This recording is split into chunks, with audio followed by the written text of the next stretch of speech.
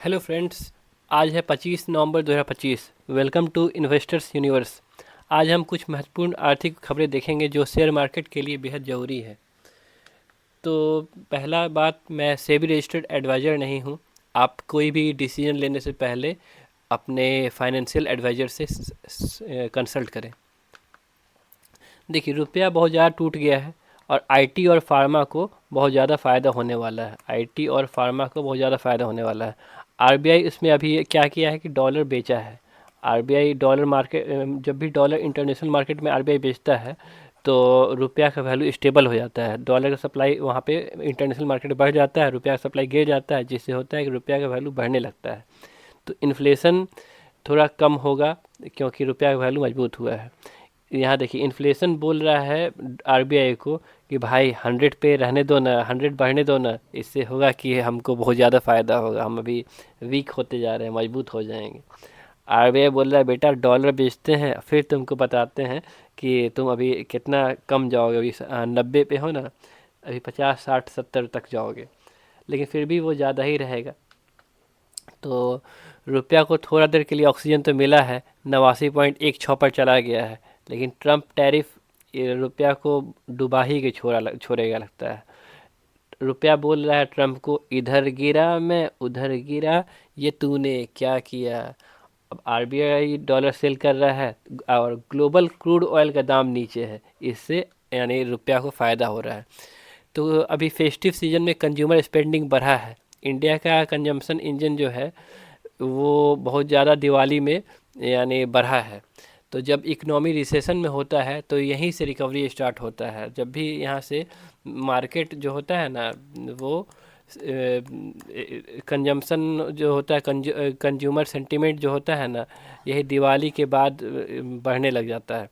ये इंडिकेटर है consumer sentiment का। लोग का इनकम बढ़ रहा है, लोग पैसा खूब कमा रहे हैं, डॉलर में छाप रहे हैं। तो जॉब मिल रहा है लोग को, लोग अब कटोरा लेके भीख नहीं मांग रहा है, यानी पैसा मिल रहा है लोग को, जॉब मिल रहा है लोग अब। तो लोग खर्च कर रहा है, मतलब यानी लोग का पेइंग कैपेसिटी बढ़ रहा है। तो अब धीरे धीरे शेयर मार्केट रॉकेट बनने वाला है। अब शेयर मार्केट रॉकेट बनने वाला है। कंज्यूमर स्पेंडिंग तो बढ़ रही है, पर समझ नहीं आ रहा है ये कौन लोग हैं जो इतना खरीद रहे हैं, कहाँ से आते हैं ये लोग। मतलब ये आम आदमी का परसेप्शन है कि कंज्यूमर स्पेंडिंग बढ़ रही, कौन आदमी ये लोग खरीद रहा है, ये सब चीज़ खरीद रहा है। तो सोलर पैनल जो है इंडिया का एक्सपोर्ट जो होता था 134 मिलियन से 80 मिलियन, मतलब कम हो गया है। तो अभी एक्सपोर्ट जो सोलर सोलर पैनल कंपनी करता है उसको मत खरीदिएगा अभी, नहीं तो मार्केट शेयर मार्केट शेयर उस चीज़ का डाउन जाएगा। तो एक्सपोर्ट करने वाले बोल रहे हैं कि धंधा छोड़ दें क्या, ट्रम्प टैरिफ का ही ये असर है। तो रसियन ऑयल जो है 2 ईयर लो पर चल रहा है, एकदम चीपेस्ट हो गया है एकदम। रसिया मतलब चाह रहा है किसी भी तरीके से ना, यानी लोग रुपया दे और रसिया से तेल खरीदे। अमेरिका के पास इतना ताकत है कि वो रसिया को बैकफुट पर लाए चला जा रहा है। लेकिन रसिया बोल रहा है कि हम रुकेंगे नहीं, झुकेंगे नहीं। मार्केट में डाइपर तो मिलता ही है। मलेशिया जो है सोशल मीडिया बैन कर रहा है 16 साल से कम उम्र के बच्चे के लिए। लेकिन यहाँ 16 साल के बच्चे जो हैं वो बोल रहे हैं हम लोग मम्मी का मोबाइल यूज कर लेंगे। तो हमेशा बैकडोर तो होता ही है हर चीज़ का। स्टील जो होता है ना हम लोग का 34% यानी इम्पोर्ट कम हो गया है। क्यों? क्योंकि इंडिया डंपिंग ड्यूटी लगाया है। तो इम्पोर्टर जो है सब डर गया। इम्पोर्टर बोल रहा है कि अब क्या करें। बॉर्डर पे खड़े होकर इम्पोर्टर लोग सोच रहा है जाएं तो जाएं कहाँ। साउथ कोरिया और चाइना से बहुत ज़्यादा इंपोर्ट होता था स्टील, लेकिन अब यहाँ की मैन्युफैक्चरर की चांदी है, देखिए ना खूब खुश हैं ये लोग। तो अर्थव्यवस्था जो है ना अक्टूबर में तेज़ी हुई क्योंकि त्योहारी मांग थी उस टाइम। इतनी तेज़ी है कि रुपया बोल रहा है डॉलर से, तू भाग मैं आ रहा हूँ, तू चल मैं आया, नीचे से ऊपर भाग अर्जुन भाग। निफ्टी 50 कंपनी की जो है सुस्त चल रही है एकदम। शेयर मार्केट कितना भयंकर कल गिरा है कि मतलब कि ऐसा लग रहा है कि शेयर मार्केट के रास्ते में कोई केला छिल के फेंक दिया है, केला का छिलका फेंक दिया है।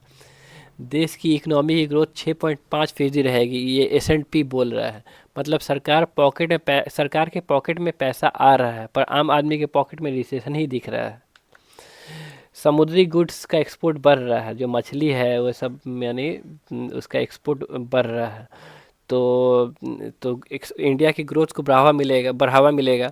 तो जो कंपनी एक्सपोर्ट में लगी हुई है उसको प्रॉफिट होगा।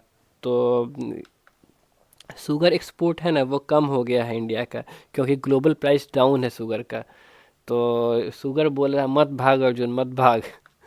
तो ऑयल प्राइस जो है स्टेडी है। यूक्रेन का डील साइन होने वाला है, पीस डील साइन होने वाला है। तो ऑयल प्राइस स्टेडी होने से H P, I O C L, B P C L, O N G C, oil India, ये सब ले लो। क्रूड ऑयल 50-55 का होगा तो बेच देना। कोल प्रोडक्शन डाउन गया है बहुत ज़्यादा। तो आप अभी कोल रिलेटेड कंपनी मत लीजिए, अभी इग्नोर कीजिए। गोल्ड स्टेडी है, कॉपर स्लिप कर रहा है। क्यों कर रहा है? क्योंकि यूएस का रेट कट होने का उम्मीद है। और यूएस का रेट जब भी कट होता है ना तो इंडिया को फ़ायदा होता है, डॉलर कमज़ोर होता है, एफआईआई इन्फ्लो बढ़ता है। अभी तो हम लोग को बहुत ज़्यादा नीड है, एफआईआई भागे चले जा रहा है इंडिया से, जिससे सेंसेक्स निफ्टी में तेज़ी आती है और रुपया पर प्रेशर कम होता है। पाल्म ऑयल भी हम लोग का यानी अभी इंपोर्ट गिरने लग गया है।